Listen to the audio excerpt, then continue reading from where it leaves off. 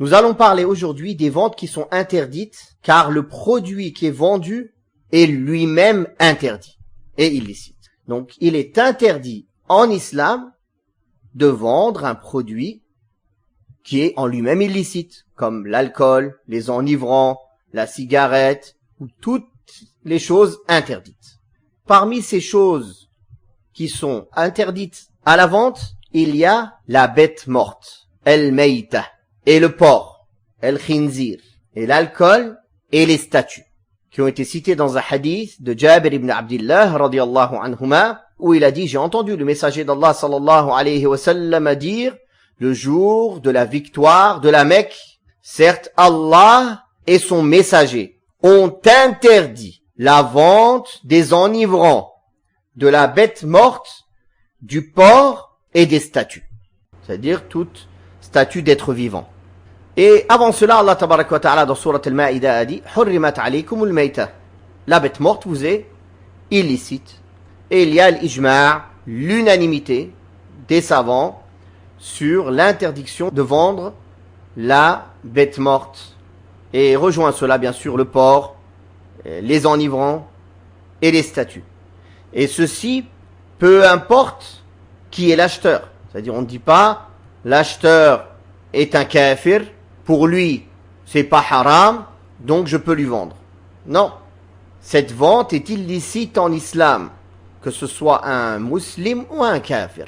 Elle est invalide. Parmi les ventes qui sont interdites, c'est la vente de chiens.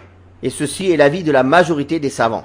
C'est l'avis le plus répandu, le plus connu chez les Malikites, et c'est l'avis des Shafi'ites, des Hanbalites, et c'est un avis chez les Ahnaf, c'est l'avis des Zahiriyya, et d'un grand groupe parmi les Salaf, parmi les plus prédécesseurs. Ceci, car le prophète sallallahu alayhi wa sallam a clairement interdit cela dans plusieurs hadiths. Naha an-Nabiy sallallahu alayhi wa sallam an thamanil kalb. Le prophète sallallahu alayhi wa sallam a interdit de gagner profit sur le chien.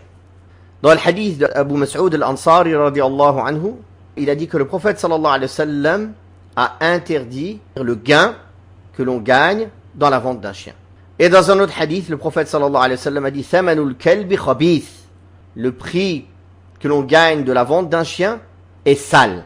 Donc tout ceci prouve l'interdiction de vendre des chiens. Même des chiens dont l'utilisation est permise, comme un chien de chasse, ou un chien de garde de berger, un chien berger.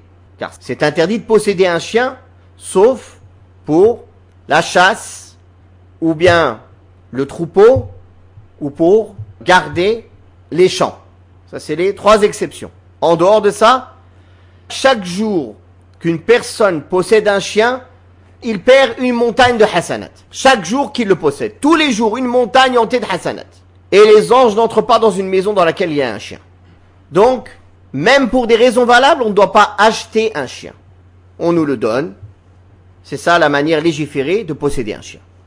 Quand son utilisation est licite, bien sûr. Posséder un chien pour autre que les 3 exceptions citées dans le hadith, c'est interdit. Parmi les ventes interdites, il y a la vente de tout ce qui vient du corps humain, que ce soit ses organes ou le corps humain en lui-même. C'est interdit. Car le corps humain a été honoré par Allah subhanahu wa ta'ala, qu'il soit musulman ou kafir. Et vendre son corps ou une partie de ses membres, c'est le considérer comme un objet. Alors qu'Allah ta'ala a honoré l'être humain. وَلَقَدْ كَرَّمْنَا بَنِي آدَمَ. Nous avons honoré les fils d'Adam.